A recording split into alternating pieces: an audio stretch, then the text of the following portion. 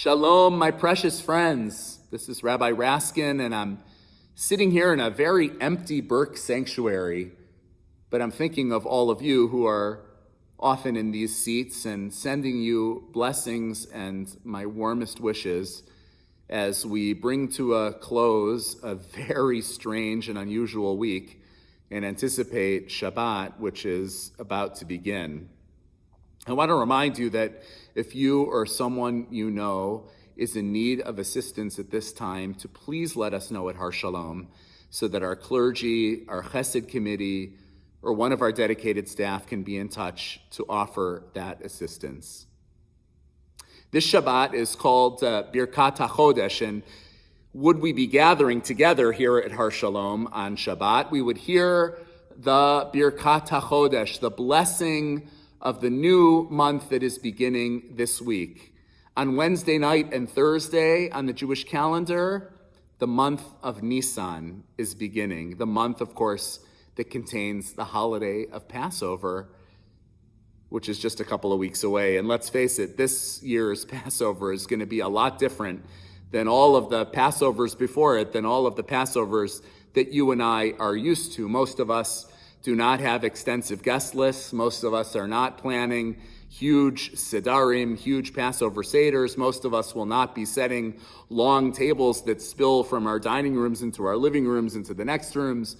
Most of us, rather, will be celebrating Passover with our nearest and dearest, with our closest family members, and that's about it. It's going to be a pretty strange Passover, to be sure. But I was thinking about this and recalling that actually the very first Passover that our ancestors ever celebrated, that very first Passover that was actually while the Jewish people were still in Mitzrayim, right before they left Egypt, was celebrated in circumstances that are not all that different from those that we find ourselves in right now. They too did not have a huge festive meal on that night. They knew that they were going to go free, but they still didn't invite tremendous numbers of people to join them in a festive celebration. Rather, they are instructed by Moses to gather together with only their immediate family members, to eat the Korban Pesach, the Passover offering, only in the confines of their homes with their family members, and to stay inside. Why did they have to stay inside? Because, again, not all that unlike what's happening today, there was a deadly plague that was raging outside their doors.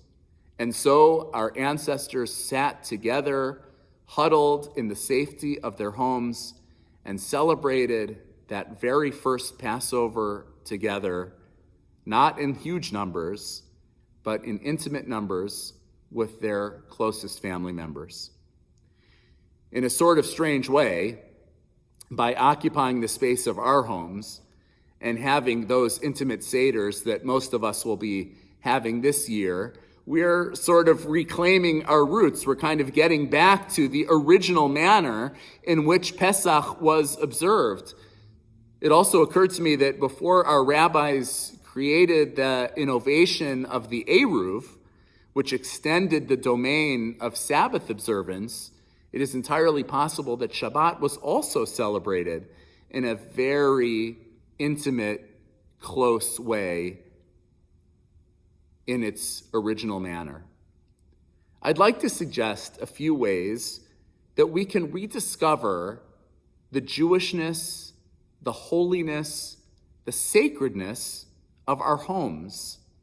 The rabbis called our homes a mikdash me'at, a miniature version of the Holy Temple, a place where we could indeed invite God's presence to dwell, and a place that we could actually make holy by our actions and our awareness, the way we treat each other, the words we use in that space. Long before there were temples or synagogues or tabernacles, there was the institution of the Jewish home.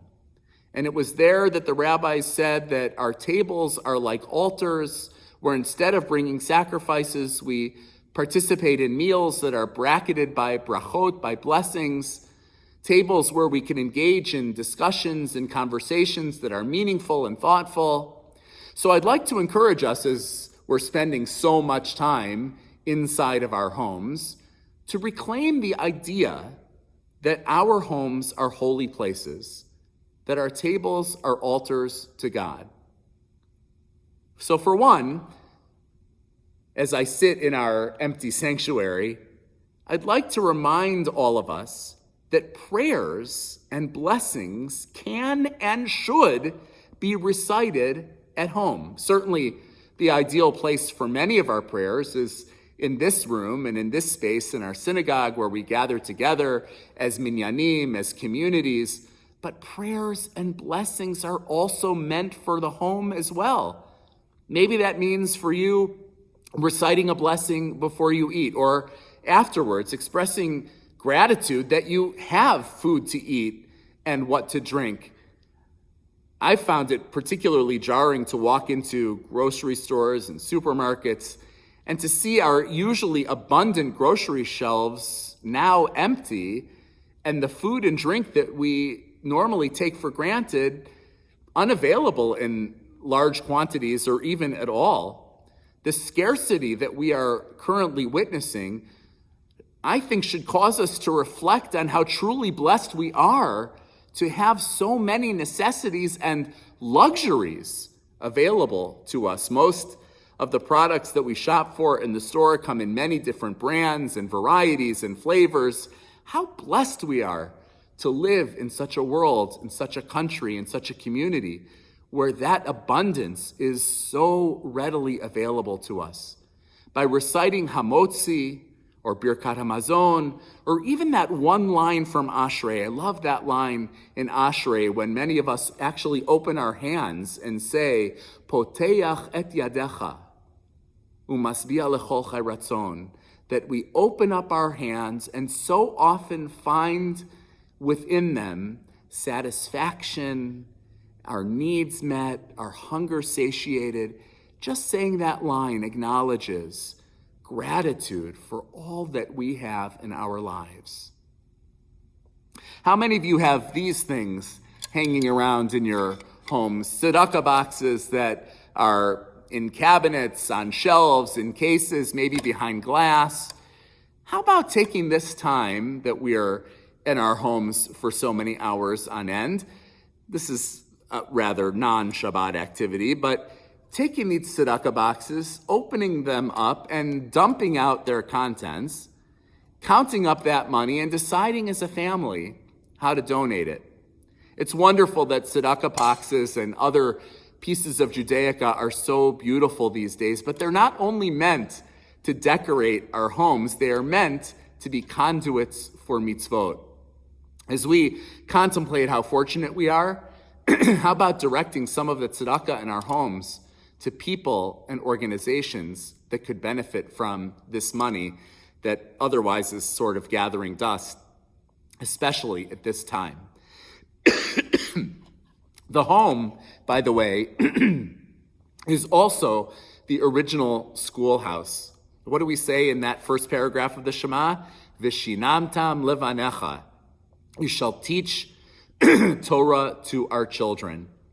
That line, is not addressed to professional educators. That line is addressed to Jewish parents who have the essential responsibility to teach our traditions to our children. While our schools are not in session and our synagogue is closed, how about taking this opportunity to reclaim the idea that our homes are the original schoolhouses, that you are the essential teachers? There are so many ways that we can do this. How about taking the ketubah down from our walls and showing our children that beautiful document and talking to them about the wedding traditions when we stood under the chuppah together? Maybe it means taking out some old picture albums and talking about relatives and ancestors who lived meaningful Jewish lives, maybe who made sacrifices to pass on Judaism to those of us who are celebrating it today.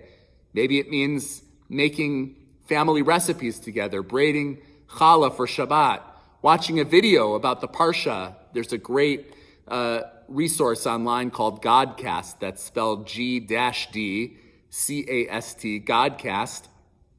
You can watch a quick video and then discuss the meaning of the Parsha, or download an article from the Jewish press and discuss it over dinner, or listen to the daily dose of Torah that we've been sending out each day from Har Shalom.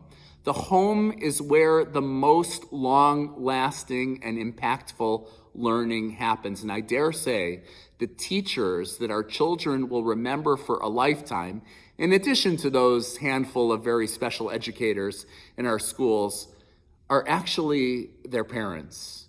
Kids learn more from their parents than they do from any other teacher.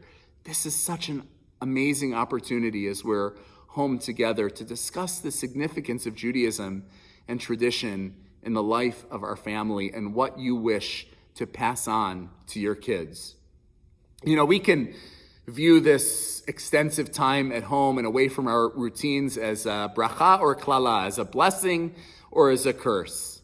I hope as you stay healthy and safe that you consider this time to be much more of a blessing and even a throwback to when our people transformed their homes into the holiest places on earth. I hope you take this time to fill your home with Torah, with Jewish joy, with memory making.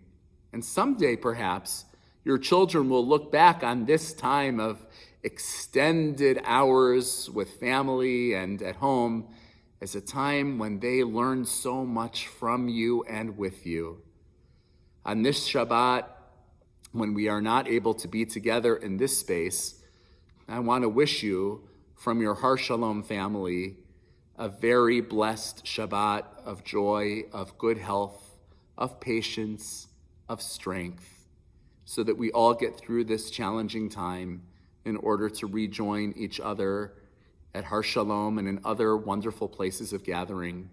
I send my love from Har Shalom to each one of your homes, and again, wish you a Shabbat Shalom.